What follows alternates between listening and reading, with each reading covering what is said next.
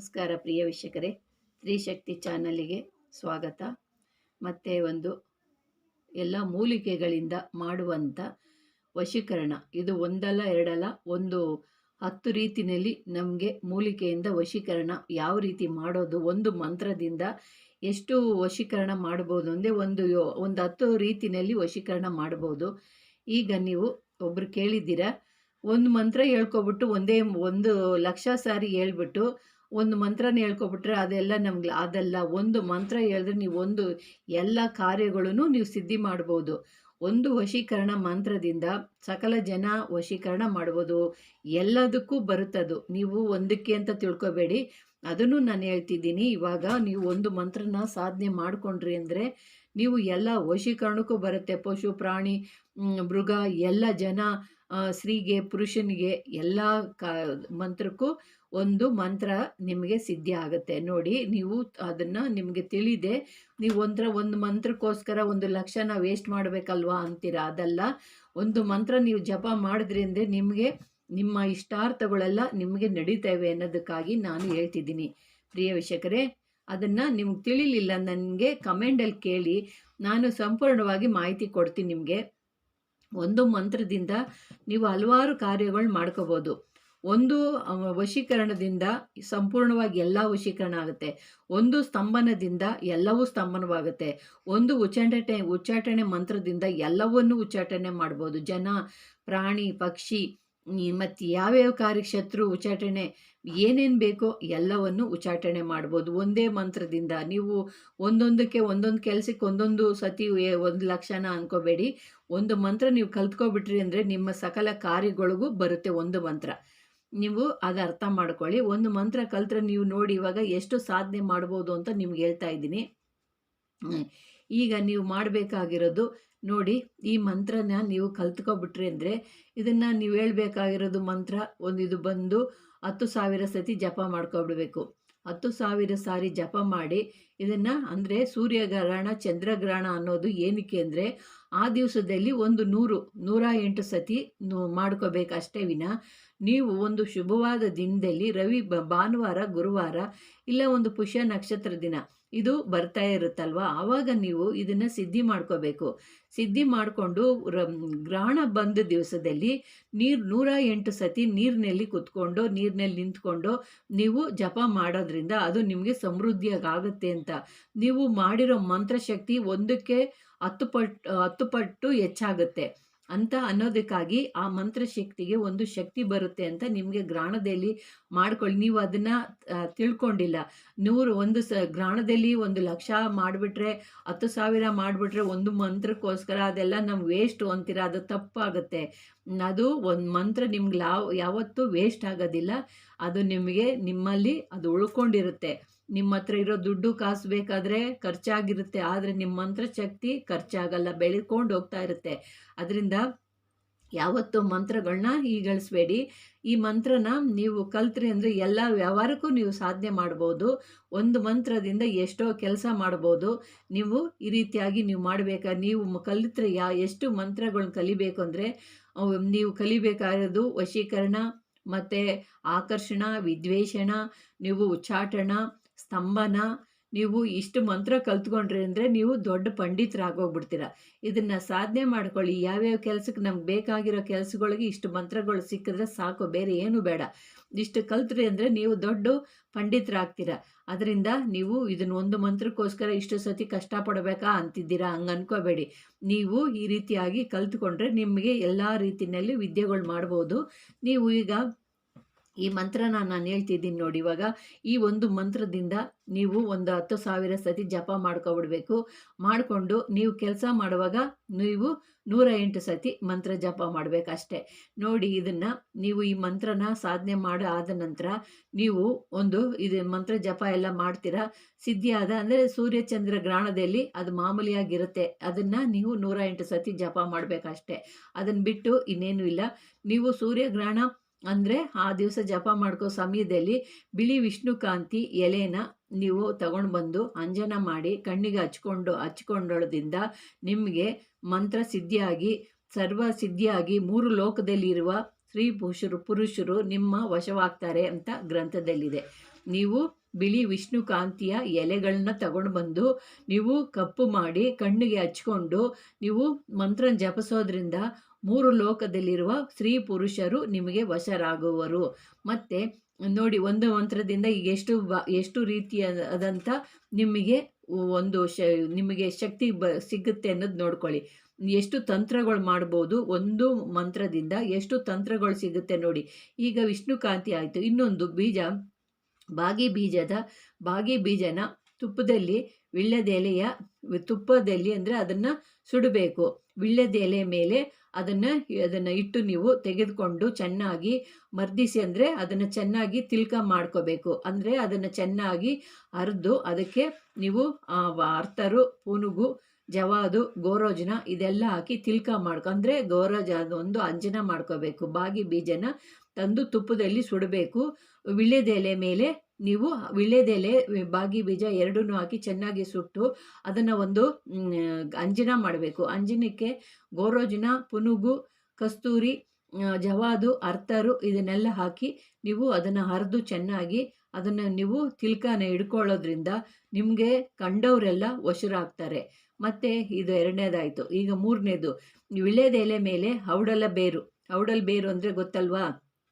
ಆಮೇಲೆ ನಿಮಗೆ ಔಡಲ ಬೇರು ಅಂದರೆ ಹರಳು ತೆಗಿತಾರಲ್ಲ, ಹರಳು ಗಿಡ, ಅದು ಔಡಲ ಬೇರನ್ನ ನೀವು ವಿಳ್ಯದೆಲೆಯ ಮೇಲೆ ಬೇರನ್ನ ಅಭಿಮಂತ್ರಿಸಿ ಎರಡನ್ನು ಕೂಡ ಅದನ್ನು ಚೆನ್ನಾಗಿ ಅದನ್ನು ಕೂಡ ಭುಜಿಸಬೇಕು.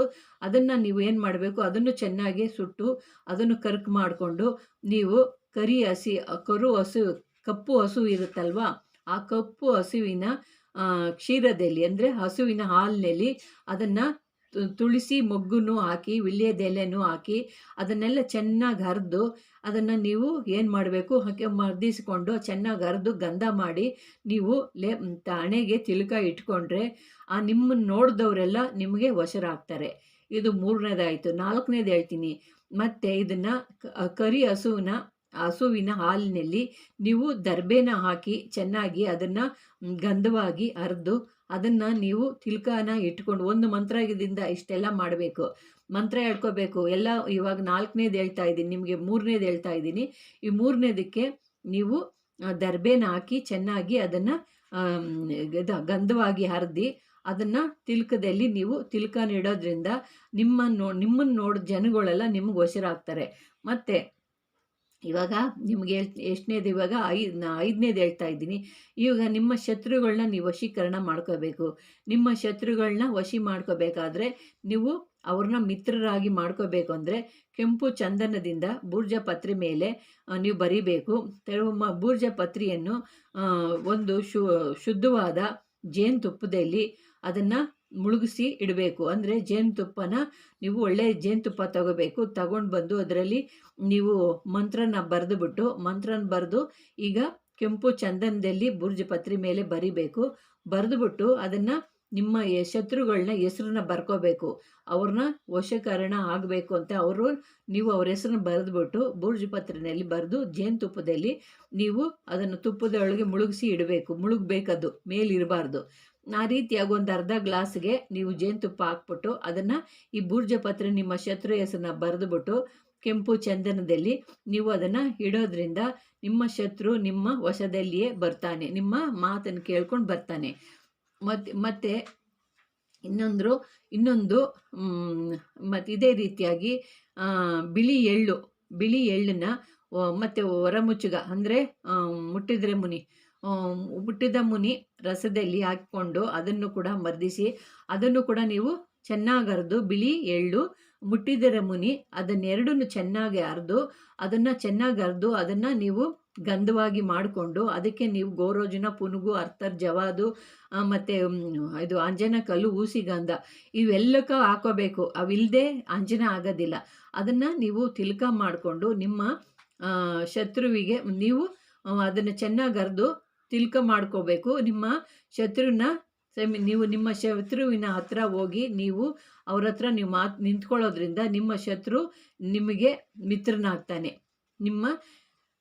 ಮತ್ತು ಅವನು ನಿಮ್ಮ ಮಿತ್ರನಾಗ್ತಾನೆ. ಮತ್ತು ಇನ್ನೊಂದು ನಿಮ್ಮ ಶತ್ರುಗೆ ಇವಾಗ ಹೇಳ್ತಿರೋದು ನಾನು ಇದು. ಮತ್ತು ಇದೇ ರೀತಿಯಾಗಿ ಬಿಳಿ ಸಾಸಿವೆ ಬಿಳಿ ಸಾಸಿವೆ ಎಣ್ಣೆಯಿಂದ ಮಯೂರಶಿಖಿಯ ಮರದ ಮಯೂರ ಮೈರಸಿಕಿ ಬೇರ್ನ ರಸವನ್ನು ನೀವು ಸೇರಿಸಿಕೊಂಡು ಬಿಳಿ ಸಾಸಿವೆ ಎಣ್ಣೆಯಲ್ಲಿ ಮಯೂರಸಿಕಿಯನ್ನು ಸೇರಿಸ್ಕೊಂಡು ಅದನ್ನು ಅರಿಬೇಕು. ಚೆನ್ನಾಗಿ ಗಂಧವನ್ನು ಮಾಡಿಕೊಂಡು ಅದಕ್ಕೆ ಈ ಮಂತ್ರನ ಅಭಿಮಂತ್ರಿಸಿಕೊಂಡು ತಿಲಕ ಹಚ್ಚಿಕೊಂಡ್ರೆ ಖಂಡಿತವಾಗಿ ನಿಮ್ಮ ಶತ್ರು ಮಿತ್ರನಾಗುತ್ತಾನೆ. ಮತ್ತು ಅದರಂತೆ ಗೂಗೆ ಅಂದರೆ ಗೊತ್ತಲ್ಲ, ಗೂಬೆ ಅದನ್ನು ಪಿಚ್ಕೆಗಳು ತರಬೇಕು. ಗೂಗೆ ಎಲ್ಲಿರುತ್ತೋ ಅದರದ ಪಿಚ್ಕೆಗಳನ್ನ ತರಬೇಕು. ಅದನ್ನು ಪಿಚ್ಕೆಗಳು ತಗೊಂಬರ್ಬೇಕು. ಮತ್ತು ಗೂಗೆ ಮತ್ತು ಇಲ್ಲ ಮಂಗ ಅಂದರೆ ಕೋತಿದು ಮಲ ತಗೊಂಬರ್ಬೇಕು. ಮಲ ಅಂದರೆ ತಿಳಿದಿದೆಯಲ್ಲ, ಅದರದ್ದು ಪಿಚ್ಕೆ. ಅದನ್ನೆರಡನ್ನು ಕೂಡ ನೀವು ನೆರಳಿನಲ್ಲಿ ಒಣಗಿಸ್ಕೋಬೇಕು. ನೆರಳಲ್ಲಿ ಚೆನ್ನಾಗಿ ಒಣಗಿಸ್ಕೊಂಡು ಸರಿಯಾದ ಸಮಯದಲ್ಲಿ ನೋಡಿಕೊಂಡು ಅದನ್ನು ಪುಡಿ ಮಾಡಬೇಕು. ಪುಡಿ ಮಾಡಿ ನಿಮ್ಮ ಶತ್ರುನ ತಲೆ ಮೇಲೆ ನೀವು ಒಂದು ಕ್ಷಣ ಅಲ್ಲಿ ಅವ್ರ ಹತ್ರ ಮಾತಾಡ್ಕೊಂಡಿದ್ದು, ಅವರು ನಿಮ್ಮ ತುಂಬ ಅಂದರೆ ಗೂಬೆ ಮಲ ಅಂದರೆ ಅದು ಪಿಚ್ಕೆ, ಮಂಗನ ಮಲ ಅಂದರೆ ಅದರದ್ದು ಆ ಪಿಚ್ಕೆ. ಅದನ್ನು ಮಾಡಿರೋದನ್ನು ನೀವು ಬೇರೆ ಬೇರೆ ರೀತಿಯಲ್ಲಿ ಅದನ್ನು ನೀವು ಪುಡಿ ಮಾಡಿ ಇಟ್ಕೋಬೇಕು. ಒಣಗಿಸ್ಬೇಕು. ಬಿಸಿಲಲ್ಲಿ ಒಣಗಿಸ್ಬಾರ್ದು, ನೆರಳಲ್ಲೇ ಒಣಗಿಸ್ಕೋಬೇಕು. ಅದನ್ನು ಒಣಗಿಸ್ಬಿಟ್ಟು ನೀವು ಈ ರೀತಿಯಾಗಿ ಅದನ್ನು ಪೌಡ್ರ್ ಮಾಡ್ಕೋಬೇಕು. ಮಾಡಿಟ್ಕೊಂಡು ನಿಮ್ಮ ಶತ್ರು ಹತ್ರ ನೀವು ಹೋಗಬೇಕು. ಹೋಗಿದಾಗ ಅವನ ಹತ್ರ ನೀವು ಮಾತಾಡ್ದಂಗೆ ಇರಬೇಕು. ಅವನಲ್ಲಿ ಒಂದು ಚಿಟಿಕೆ ಅವನ ತಲೆ ಮೇಲೆ ಹಾಕಬೇಕು. ಅವರು ನಿಮ್ಮ ಹತ್ರ ಕೋತಿಗಳು ಬಿದ್ದಂಗೆ ಗೂಬೆಗಳಾಗಿ ನಿಮ್ಮ ಹತ್ರ ಬಿದ್ದಿರ್ತಾರೆ. ಈಗ ಈ ರೀತಿಯಾಗಿ ಮಾಡೋದ್ರಿಂದ ನಿಮ್ಮ ಶತ್ರುಗಳಿಗೆ, ನಿಮ್ಮ ಮಿತ್ರರಿಗೆ ಯಾವ್ಯಾವ ರೀತಿ ಮಾಡಬೇಕು ಅನ್ನೋದು ಹೇಳಿದ್ದೀನಿ ನೋಡಿ. ಶತ್ರುಗಳಿಗೆ ಒಂಥರ, ಮಿತ್ರರಿಗೆ ಒಂಥರ, ಈ ರೀತಿಯಾಗಿ ನೀವು ಮಾಡಿಕೊಂಡು ನೋಡಿ. ಇದೆಲ್ಲ ಅದ್ಭುತವಾಗಿರೋಂಥ ಒಂದು ಮೂಲಿಕೆಗಳಲ್ಲಿ ಮಾಡಿರೋಂಥ ಇದು ಮಂತ್ರಗಳು. ಇದನ್ನು ನೀವು 10,000 ಜಪ ಮಾಡಿದ್ರೆ ಬರೀ ನೀವು ಕೆಲಸ ಮಾಡುವಾಗ 108 ಸತಿ ಮಂತ್ರ, ಯಾವುದಕ್ಕೆ ನೀವು ಮಾಡಬೇಕಾದ್ರೂ 108 ಸತಿ ಹೇಳ್ಕೋಬೇಕು. ನೀವು ಇದನ್ನು ತಿಳ್ಕೊಂಡಿರೋದ್ರಲ್ಲಿ ನಿಮ್ಗೆ ಅರ್ಥವಾಗ್ತಿಲ್ಲ. ನಿಮಗೆ ಒಂದೇ ಮಂತ್ರನ ನಾವು ಸಾಧನೆ ಮಾಡಬೇಕಂತ ಇಲ್ಲ. ಒಂದು ಮಂತ್ರದಿಂದ ಹಲವಾರು ಮಂತ್ರಗಳು ನಿಮಗೆ ಬೇಕಾಗಿರೋಂಥ ಕಾರ್ಯಗಳೆಲ್ಲ ಮಾಡ್ಬೋದು. ನೀವು ಇದನ್ನು ತಿಳ್ಕೊಳ್ಳಿ. ನಿಮ್ಗೆ ಅರ್ಥವಾಗಲಿಲ್ಲ ಅಂದರೆ ನನ್ನ ಕಮೆಂಟಲ್ಲಿ ಕೇಳಿ, ನಾನು ಹೇಳ್ತೀನಿ. ತುಂಬ ದೊಡ್ಡವಾಗಿದ್ದರೆ ಫೋನಲ್ಲಿ ಒಂದು ಬಾರಿ ನಾನು ಟೈಮ್ ಇದ್ದಾಗ ನಿಮ್ಗೆ ತಿಳಿಸ್ತೀನಿ ಅಂತ ಹೇಳಿದ್ದೀನಿ. ಅದರಂತೆ ನಿಮ್ಗೆ ತಿಳಿಸ್ತೀನಿ. ನಿಮ್ಗೇನೇ ತಿಳಿಲಿಲ್ಲ ಅಂದರೂ ನಾನು ಹೇಳ್ಕೊಡ್ತೀನಿ. ನಿಮಗೆ ಯಾವ ರೀತಿಯಾಗಿ ನಿಮಗೆ ಅರ್ಥವಾಗಲಿಲ್ಲ ಅಂದರೂ ತಿಳಿಸ್ಕೊಡ್ತೀನಿ. ನೀವು ಕೇಳಿದ್ದಕ್ಕೆಲ್ಲ ನಾನು ಉತ್ತರ ಕೊಡ್ತಿದ್ದೀನಿ. ಪ್ರಿಯ ವೀಕ್ಷಕರೇ, ನಿಮಗೋಸ್ಕರ ಇವೆಲ್ಲ ನಾನು ನಿಮಗೆ ಯಾವ್ಯಾವ ರೀತಿಯಾಗಿ ನಿಮಗೆ ಸಿದ್ಧಿ ಮಾಡಬೇಕು ಅನ್ನೋದಕ್ಕಾಗಿ ನಾನು ತಿಳಿಸ್ತಾ ಇದ್ದೀನಿ. ನೀವು ಎಷ್ಟೋ ಜನ ನನಗೆ ಹೇಳ್ತಿದ್ದೀರಾ, ನಮಗಿವೆಲ್ಲ ತಿಳಿದೇ ಇರಲಿಲ್ಲ, ಯಾರು ಈ ಥರ ಎಲ್ಲ ನಮ್ಗೆ ಹೇಳ್ಕೊಟ್ಟಿರಲಿಲ್ಲ, ನೀವು ಈ ರೀತಿಯಾಗಿ ಎಲ್ಲವನ್ನು ಬಿಡಿಸಿ ಹೇಳಿ ಇಂಥದ್ದಿದೆ ಅಂತ ಹೇಳ್ತಿದ್ದೀರಾ ಅಂತ ಹೇಳಿ ನೀವು ಹೇಳ್ತಿದ್ದೀರಲ್ಲ, ಅದೇ ನನಗೆ ಸಂತೋಷ ಆಯಿತು. ಆಮೇಲೆ ನಾವೆಲ್ಲ ಒಂದು ಡೈರಿ ಮಾಡಿ ಎಲ್ಲ ಬರ್ಕೊತಾ ಇದ್ದೀವಮ್ಮ. ನಿಮ್ಮ ವಿಡಿಯೋನಲ್ಲಿ, ಚಾನಲ್ನಲ್ಲಿ ಏನೇನು ಬಂದಿದೆಯೋ ಅವೆಲ್ಲ ನಾವು ಡೈರಿ ಮಾಡಿ ಬರ್ಕೊತಾ ಇದ್ದೀವಿ ಅಂತ ಹೇಳ್ತಿದ್ದೀರಲ್ಲ, ಬರ್ಕೊಳ್ಳಿ. ನಾನು ಅದೇ ಹೇಳ್ತಿದ್ದೀನಿ. ಬರ್ಕೊಂಡು ನೀವು ಅದನ್ನು ಮುಂದುವರಿಸಿ ನಿಮ್ಮ ಮನೆಯಲ್ಲಿ ಒಬ್ಬೊಬ್ಬರು ತಾಂತ್ರಿಕರಾಗಿ ಇರ್ರಿ ಅಂತ ನಾನು ಹೇಳ್ತಾ ಇದ್ದೀನಿ. ಅದರಿಂದ ನೀವು ಅಲ್ಲಿ ಇಲ್ಲಿ ಹೋಗಿ ಅಳದು ಕಷ್ಟಪಟ್ಟು ಕೂಡಿಟ್ಟಿರೋ ದುಡ್ಡನ್ನ ಹಾಳು ಮಾಡಿಕೊಂಡು ಕಣ್ಣೀರು ಬಿಡಬೇಡಿ. ಅದರಿಂದ ನಿಮ್ಮ ಕೆಲಸ ನೀವು ಮಾಡ್ಕೊಳ್ಳಿ. ಒಂದು ಸತಿ ಹೆಚ್ಚು ಕಮ್ಮಿ ಆದರೆ ಇನ್ನೊಂದು ಸತಿ ಟ್ರೈ ಮಾಡಿ. ಆವಾಗ ನಿಮ್ಗೆ ಅದು ಸಕ್ಸಸ್ ಆಗುತ್ತೆ. ಆವಾಗ ಹಿಂಗೆ ಮಾಡ್ಕೊಂಡು ಹೋಗ್ತಿದ್ರೆ ಎಲ್ಲವೂ ಸಿದ್ಧಿ ಆಗುತ್ತೆ. ಪ್ರಿಯ ವೀಕ್ಷಕರೇ, ಸಾಧನೆ ಮಾಡಿ ನಿಮಗೆಲ್ಲ ಒಳ್ಳೆ ರೀತಿ ಆಗಲಿ ಅಂತ ನಾನು ಆಶೀರ್ವಾದ ಮಾಡ್ತಿದ್ದೀನಿ. ನಿಮಗೆ ಇಷ್ಟವಾದರೆ ಲೈಕ್ ಮಾಡಿ, ಶೇರ್ ಮಾಡಿ, ಸಬ್ಸ್ಕ್ರೈಬ್ ಮಾಡಿ.